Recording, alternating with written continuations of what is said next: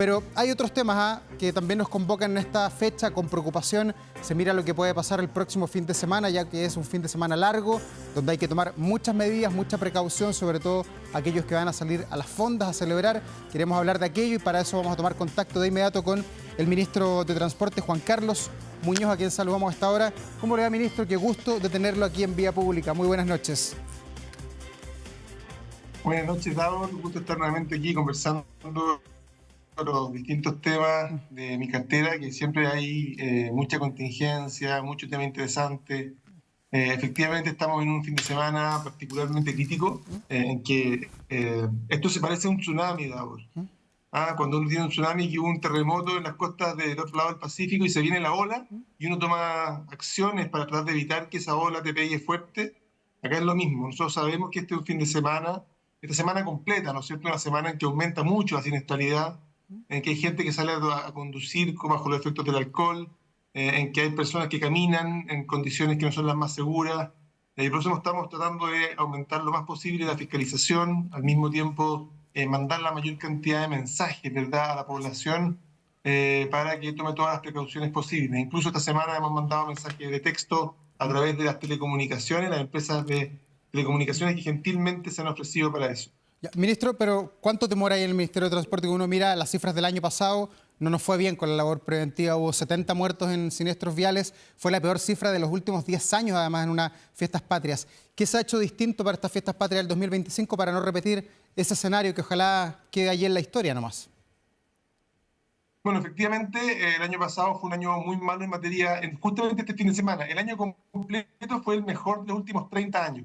Pero a pesar de eso, a pesar de que tuvimos un 18 de septiembre tremendo, con 70 fatalidades, como tú bien dices, y hemos estado trabajando con fiscalización y le armamos un plan que se llama del 18 al 18. Hemos estado del 18 de agosto trabajando con Carabineros en distintos puntos de fiscalización en distintos tipos de vías, ¿verdad? Pero sobre todo también los puntos de mayor aglomeración. Este primer fin de semana, bueno, hicimos una campaña, no sé si la viste, que se llama El Pueblito del Silencio, que Sí. también ha tratado de transmitir. Yo creo que es un acierto como campaña. Siempre uno duda, ¿verdad?, de cuánto finalmente permea una campaña como esa, pero por lo menos yo creo que pone los acentos correctos.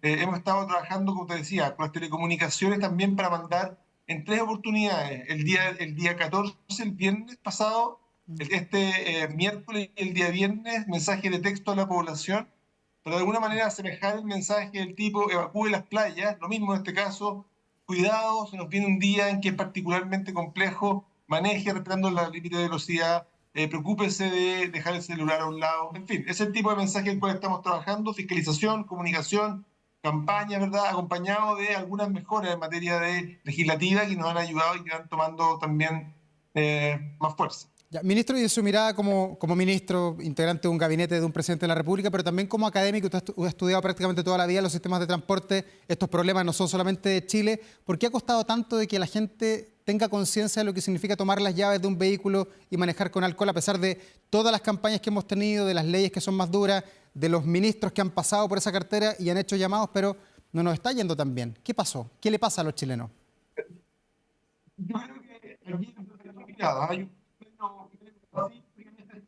efectivamente estamos perdiendo 1.500 vidas todos los años. Pero, y claro, y uno se pregunta cómo es posible que todavía tengamos gente que sale y que atropella a 3 personas, como ocurrió recientemente, o, ¿no es cierto?, choques frontales, en fin. Este fin de semana, que tenga una fallecieron 4 eran hombres, 8 eran mujeres, lo que es un poco inusual. En general mueren más hombres que mujeres, pero claro, eran los conductores de los vehículos, las 8 trajeron peatones. Lo que te habla también del tipo de fenómeno, es un fenómeno muy... Ministro, vamos a ver si podemos mejorar la conexión, porque se escucha más o menos nomás lo que me está tratando de entregar como mensaje. A ver si podemos recuperar y retomar la conexión para escuchar mejor el mensaje que nos quiere entregar. A ver cómo estamos por ahí. Ok, yo te escucho re bien lo que estaba tratando de transmitir. ¿Me escuchas ahora? Sí, perfecto. Es que de las primeras 12 personas que fallecieron en este fin de semana, 4 eran hombres, 8 eran mujeres, pero las 8 mujeres eran peatonas o acompañantes del vehículo, no eran los conductores. Y eso te habla de que es un fenómeno muy masculino. Y también que es un fenómeno muy rural, Davor. Cuando uno mira la cantidad de personas que viven en ciudades, en Chile la mayoría de nosotros vivimos en ciudades, 9 de cada 10. Y sin embargo las muertes ocurren principalmente en caminos rurales. Ya. ¿Y qué se va a hacer este año en cuanto a la fiscalización? ¿Dónde van a estar los énfasis? ¿En las rutas, alrededor de las fondas, en todas las ciudades? ¿Cuál va a ser la forma de distribuir los operativos? Porque nuevamente en esta área no hay tantos carabineros como para tener uno en cada fonda, no da el staff que tenemos en Chile.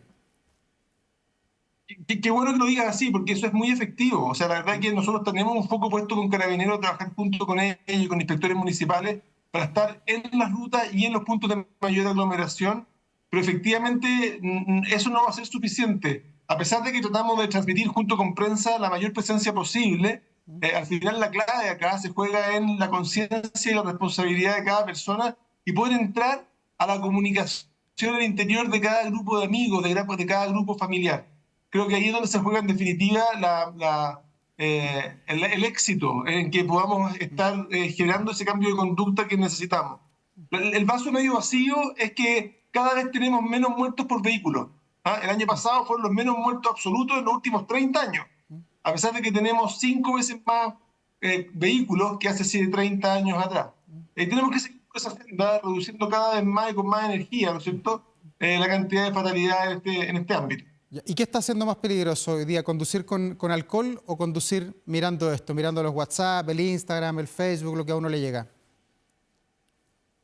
Yo creo que conducir bajo los efectos del alcohol es más peligroso, pero es menos común. El riesgo que veo en el uso del WhatsApp es que yo veo muchas personas manejando con un celular en las manos.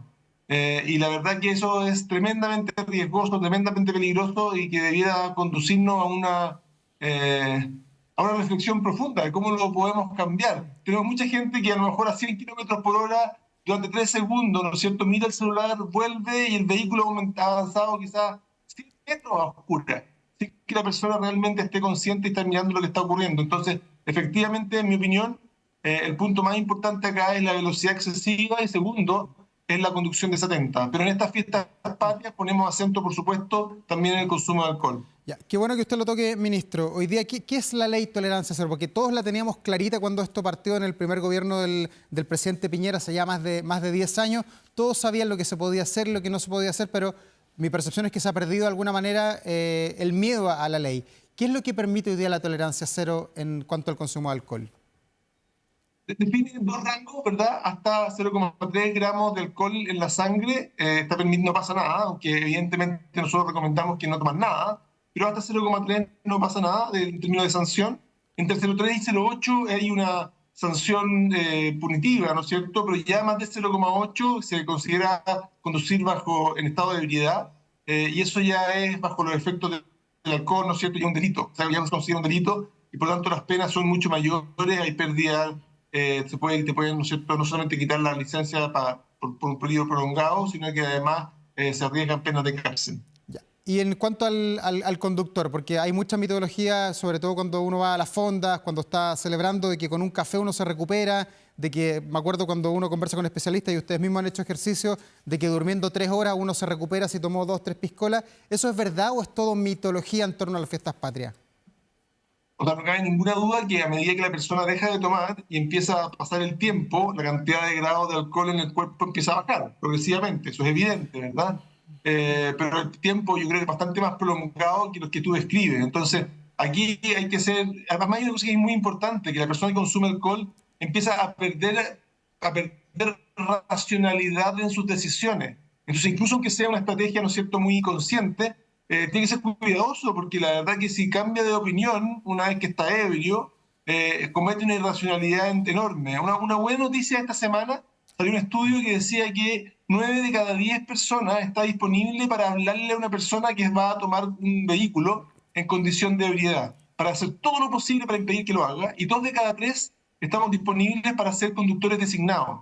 Es decir, estamos disponibles para decir, cabros, no se preocupen, yo voy a conducir, y denme a mí las llaves y yo me encargo. Y eso es una muy buena noticia, porque justamente lo que necesitamos en cada grupo familiar, en cada grupo amigo. Ya, y para este fin de semana, pensando en los responsables que van a pasar las llaves del auto o derechamente no van a salir en el auto rumbo a las fondas, ¿va a haber permisividad para que circulen los Uber, los Didi, los autos de aplicación?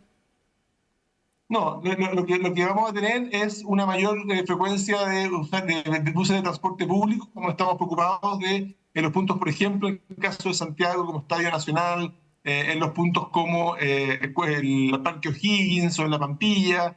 Hay un esfuerzo para redoblar el uso del transporte público y para eso vamos a tener una frecuencia mayor a la que normalmente tenemos en periodos vespertinos y al mismo tiempo en la noche que aparece como una muy buena alternativa, como tú bien dices, para poder volver a su domicilio. Ya, pero el que va en Uber se puede ir preso con auto y todo en una noche de fiestas O sea, patrias.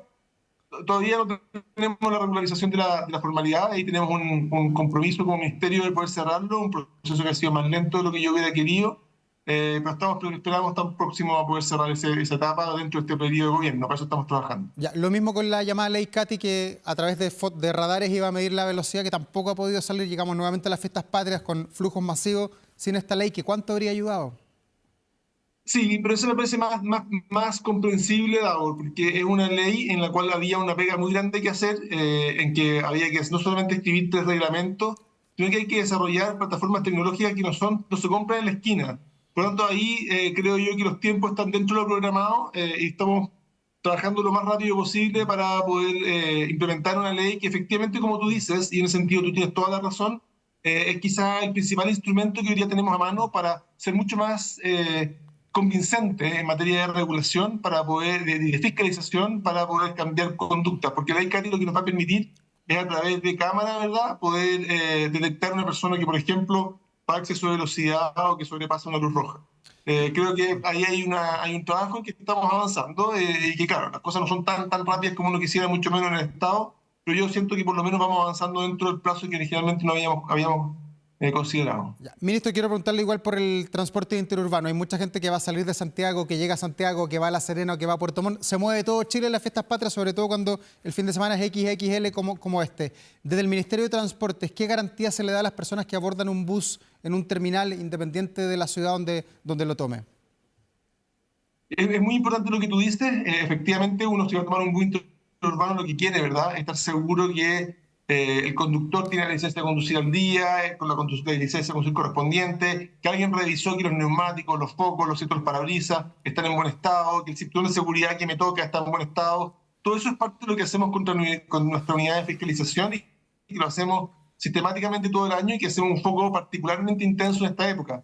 En promedio, Davor, y esta es una cifra interesante, cada bus interurbano se fiscaliza una vez al mes en estos ámbitos, ¿ah? Aparte de la revisión técnica, pero una vez al mes. Y eso te habla de que en general, ¿no es cierto? Efectivamente, cuando uno se sube un bus, los cinturones de seguridad están en buen estado. Ahora, es responsabilidad del usuario, del pasajero, ponérselo.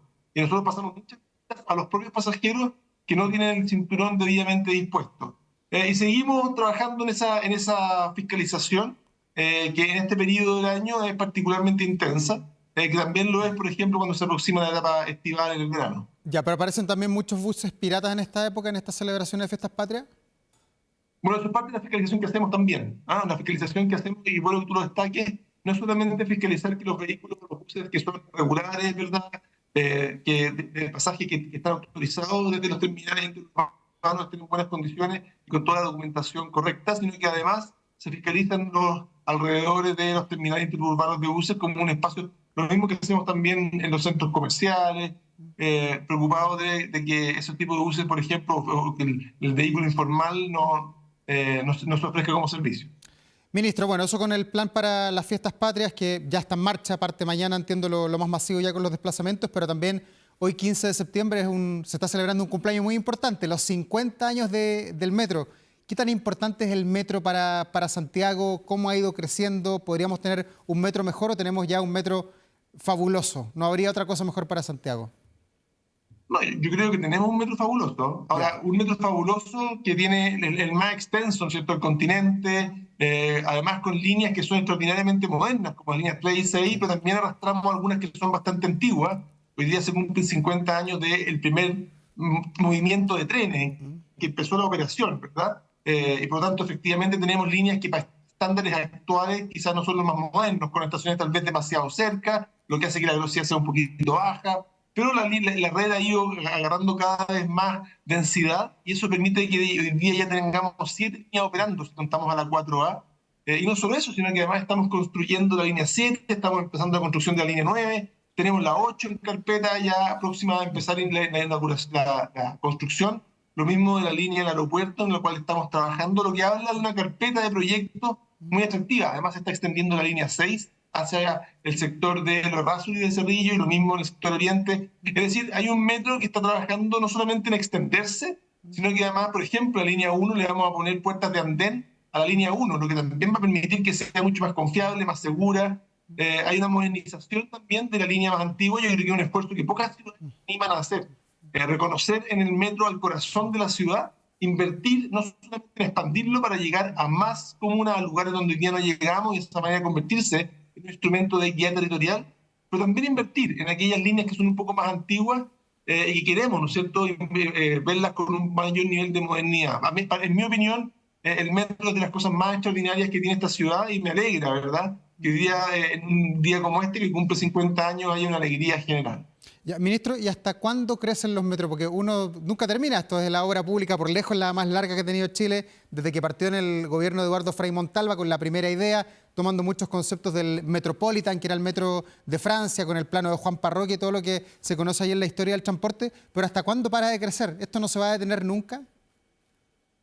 Evidentemente un minuto se tiene que detener, que tiene poco sentido, ¿no es cierto? Llega un minuto, pero todavía yo creo que nos quedan barrios sin atender. El presidente decía, cuando tengamos recursos tenemos que llegar a Los Espejos, cuando tengamos recursos queremos llegar a Maipú Poniente, y se empiezan también a cruzar los proyectos de metro con los proyectos de tren de cercanía. En el fondo es como una nueva línea de metro, uno debería contarla como una línea adicional. Es toda la conexión del sector de San Bernardo, ¿verdad? De hecho, pasa por Los Espejos. Y nosotros estamos ahora construyendo actualmente la línea a Melipilla, pasando por Peñaflor, ¿no es cierto? Al mismo tiempo la línea Batuco, que pasa desde Quilicura, pasando después por Lampa y finalmente llegando ahí a Batuco. Es decir, tienes otras líneas que también te van ofreciendo un complemento. Yo creo que llega un momento en que la densidad es suficiente y parece más eficiente, ya también es una fortaleza de la ciudad, que es el complemento bus con metro, que termina siendo una muy buena forma de poder desplazarse para poder llegar de un punto a otro a veces sin tanto transbordo. Creo que el tener la red de metro que tenemos con el complemento de buses, más aún con el liderazgo que tiene Santiago en materia de buses eléctricos y la integración tarifaria y la aplicación red, escucha que tenemos buen sistema de transporte público en Santiago. Ministro, bueno, hoy día tenemos 143 estaciones, 7 líneas, casi 150 kilómetros de riel, 2,4 millones de pasajeros. Hay horas en que el metro está vacío. ¿Cómo hacemos para que se use, para que esta capacidad que está construida, que es maravillosa, la puedan utilizar los santiaguinos a toda hora? Bueno, en algún minuto antes de estallido llegamos a tener 2,9 millones de pasajeros en el día. Hoy día estamos en 2,4, lo que habla de que el sistema efectivamente hoy día tiene capacidad para poder llevar más pasajeros, además más encima con una red que en ese momento tenía menos kilómetros que las que tenemos hoy día. Lo que habla de que el metro es un metro que puede seguir creciendo, que puede seguir absorbiendo más viajes. Yo creo que le hace muy bien a la ciudad cuando el transporte público logra atraer vehículos de viajes desde los vehículos particulares. Yo creo que también la pandemia nos dejó un montón de teletrabajo y de viajes que se dejaron de realizar. Eso también es parte de las razones por las cuales hoy día tenemos menos viajes en metro de lo que teníamos entonces. Una de las razones. Yo creo que para poder avanzar en ese sentido tenemos que, por una parte, en mi opinión, hacernos cargo no solamente de poder tener un buen sistema de transporte público, que yo creo que lo tenemos, también trabajar en desincentivar el uso del automóvil. Yo creo que nuestras ciudades, no solamente Santiago, varias ciudades en el país están dañadas por exceso de uso de automóviles, sobre todo en hora punta. Creo que si en ese sentido nosotros pudiésemos desincentivar con distintas medidas. Hay países y ciudades que han hablado de tarificación vial exitosamente, políticas de limitar o desincentivar el uso de los estacionamientos, y de esa manera inducir a las personas a usar un uso mucho más eficiente, el transporte más sensato, más sustentable. Creo que es parte de lo que tenemos que hacer. Y también uno podría pensar en algunas políticas tarifarias, ¿no es cierto?, que de alguna manera están en el sistema, que favorezcan algo que tú inducías en tu pregunta, que tiene que ver con, a lo mejor, que en horario fuera de punta uno puede tener una tarifa más atractiva. Claro, porque uno ve otros metros del mundo en que uno compra un pase de 30 días o de un año y paga una tarifa, no sé, por el año completo. En Inglaterra, por ejemplo. En Chile no hemos llegado a eso y nos vamos a llegar a eso por alguna razón en el corto plazo. cuidado, ahora tenemos algo, tenemos el monto máximo mensual Sí. en que cuando las personas llegan, no es menor, ¿ah? Porque es más interesante que el abono, fíjate. Porque en el abono tú tienes que hacer un compromiso al principio del mes respecto de qué quieres comprar, un abono o te das por boleto. Acá no. Acá te dicen, mire, usa el transporte público y cuando llegue a cerca de 47 viajes, todo lo extra que usted haga va a ser gratuito. Que una suerte de abono, pero sin compromiso, lo que también es bueno, porque si te enfermaste en el momento 30 y no ocupaste más, ya no tenés que pagar el abono. Y por otro lado también, cuando tú eres una persona que sabe, que usa mucho el transporte público y va a llegar a los 47 viajes, tú dices, bueno, a lo mejor desde el día 1, cualquier viaje extra que yo haga, en el fondo lo único que hace es anticipar la llegada a la meta. Y da gusto ver que hoy día, cada mes, un poco más de 30.000 personas son las que están llegando al monto máximo mensual y gozan, ¿verdad?, de ese beneficio que es el que tú estás mencionando y que favorece, fomenta el uso del transporte público. Ministro, ¿y qué se le puede decir a las personas que son usuarios de la línea 1, de la línea 2, que ven que se han cortado varias cintas, que se hacen hoyos nuevos, que el metro sigue desarrollando, pero que son usuarios de las líneas viejas, que ven que fallan constantemente? La línea 2 ha tenido muchas fallas este año por diferentes razones. ¿No está creciendo mucho el metro con cosas nuevas sin preocuparse de las cosas viejas, de las cosas que son fundacionales del metro?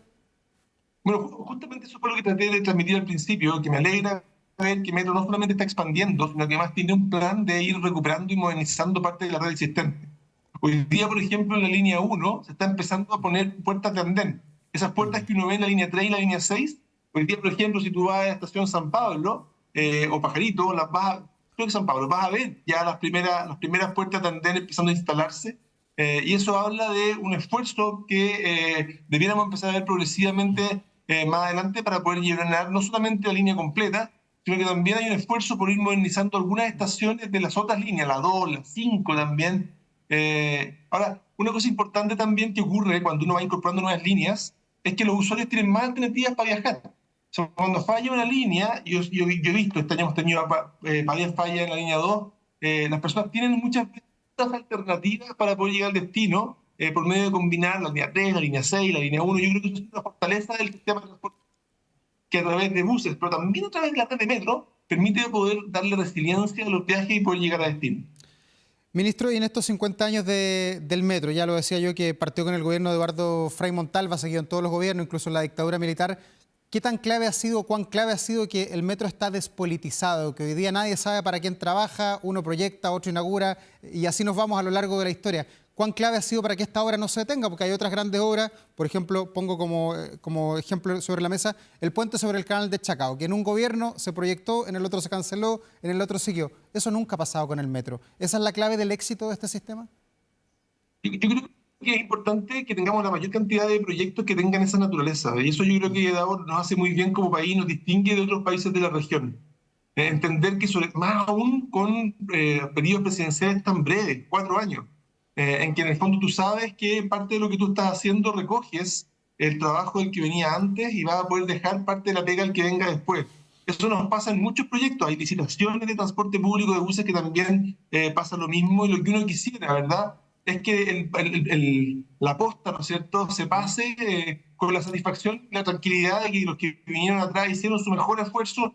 Habrán habido cosas que no te gustaban tanto, por ejemplo, en el caso nuestro, la línea 9, tomamos la línea 9 y le cambiamos el trazado, pero seguimos, ¿cierto?, trabajando sobre el trabajo que hizo el gobierno anterior. Y no vas a decir, no, esto es una mala idea. No, bueno, esto fue un compromiso, seguimos adelante, e incluso en las líneas que todavía no se han iniciado su construcción. Yo creo que es efectivamente una fortaleza. En el caso, por ejemplo, del transporte público de los buses en Santiago, nosotros tomamos la licitación que había adjudicado el gobierno anterior, la trabajamos, la implementamos, ¿no es cierto? Y claro, eran ciertos contratos que ya estaban definidos y nosotros con eso trabajamos, con esos contratos, sin preguntarnos si eran buenas, malas ideas. Y luego nosotros hicimos nuestra propia licitación en que hicimos algunos ajustes que nos parecían necesarios. Queremos que los que vengan después tomen esa licitación y la sigan implementando para que esto progrese. Porque si no, nos llevamos lo que se llevan muchos países de este continente, que más bien preocupados en decir que el que vino antes lo hizo mal, y no en preguntarte cómo mejorar las condiciones para que al final el usuario, ¿cierto?, el ciudadano, tenga una mejora en su calidad de vida cotidiana. Yo creo que en ese sentido las políticas de metro han sido particularmente exitosas en esa dirección. Ministro, le quiero pedir una reflexión, sobre todo por lo que nos describe y lo que vivimos quienes usamos el metro permanentemente. Es un sistema de transporte formidable para la región metropolitana que está prácticamente ya desparramado por todo Santiago, ha sido un aporte en la justicia territorial de esta capital. Sin embargo, el metro se quemó y no hay que olvidarlo, se quemaron muchas estaciones, prácticamente la mitad de la red para el estallido social. ¿Por qué se quemó el metro? ¿Por qué quemaron el metro? Fíjate que para mí eso es inexplicable. O sea, yo creo que es difícil entender dos cosas, ¿ah? Por una parte, en mi opinión, porque a alguien se le podría ocurrir que es una buena idea, que más, no solamente infraestructura pública que se usa para todo, ¿cierto? Sino que además que llega con muy buen estándar a los sectores con más necesidades de Santiago, es realmente como la peor idea que uno podría tener, en mi opinión. Yo lo encuentro difícil de entender, difícil de explicar, inimaginable, te diría yo, inimaginable. Yo si me hubiesen dicho que imagínate así, se podía imaginar. Lo otro que me resulta difícil de entender es cómo algo como eso ocurre en tantas estaciones a la vez. Es difícil para mí suponer que eso puede haber sido un montón de fenómenos independientes unos de otros. Parece un plan coordinado, parece a todas luces, ¿no es cierto?, que hubo aquí personas que en paralelo, porque tampoco es tan fácil ir sucesivamente quemando una misma persona o un mismo grupo, una secuencia de estaciones, sino que tiene que haber habido acá trabajos paralelos. Yo no estoy llevando adelante la investigación. Hay una investigación que debía dar alguna vez algún tipo de luz, pero no logro entender, ¿verdad?, que algo como eso haya ocurrido y que haya ocurrido de la forma que pudiese haber ocurrido en forma espontánea e independiente. No me hace sentido. ¿Y usted cree que el cariño hacia el metro ya se recuperó? ¿Que es cosa del pasado, la barbarie? Yo creo que el cariño hacia el metro estuvo siempre ahí. Yo creo que el cariño estuvo siempre ahí y eso se notó en la gente que fue a ayudar a limpiar el día siguiente. En las personas que estuvieron disponibles para poder salir a acompañar a Metro en el momento más difícil. Yo creo que tenemos que distinguir ahí, es lo que yo creo por lo menos, ¿ah? El grupo de personas que podían haber atentado contra Metro, yo creo que eso al 99% de los santiaguinos estuvo muy lejos de ponerlos como contentos, más bien la sensación de, bueno, ¿y qué vamos a hacer ahora? ¿Cómo va a llegar? Además que está una ciudad ahora que tú sabes bien, está muy segregada, en que las personas viven lejos de los lugares de trabajo, viven lejos de los puntos de estudio. Entonces las alternativas al metro son re malas, porque es el metro que te permite poder cubrir esas mayores distancias junto con las autopistas, y ahí hay servicios de buses que pueden lograr algo parecido, pero el metro te da un volumen y una velocidad que es imposible de conseguir de otra manera. Entonces, la verdad que era una pésima noticia para millones de personas y por lo tanto yo creo que ese cariño no solamente nunca, siempre estuvo y al mismo tiempo y la preocupación siempre estuvo desde el día uno. Ministro, la última pregunta, uniendo los dos temas que hemos desarrollado, las fiestas patrias y los 50 años del metro. ¿El metro te ayuda a celebrar las fiestas patrias o no se van a extender los servicios? ¿Hay alargues o algo por el estilo? Bueno, es una decisión que toma Metro y en este caso no lo hizo. Lo que va a hacer Metro es mantener un buen uso, una buena frecuencia y una buena cantidad de guardias en las estaciones. Y la Dirección de Transporte Público Metropolitano, en el caso de Santiago, va a fortalecer los servicios de buses durante todo el periodo vespertino y nocturno, y especialmente cuando el metro deje de operar a eso de las 11 de la noche. Ministro Juan Carlos Muñoz, muchas gracias por esta entrevista. Éxito con el plan, sobre todo de fiscalización para este fin de semana. No hay que olvidar la cifra del año pasado, 70 muertos por siniestros viales. Ojalá que se reduzca. Ojalá estemos en cero el lunes cuando hagamos el balance. Es lo que yo quisiera, por supuesto. Es lo que yo quisiera. Que vaya muy bien. Buenas noches, ministro. Hasta luego.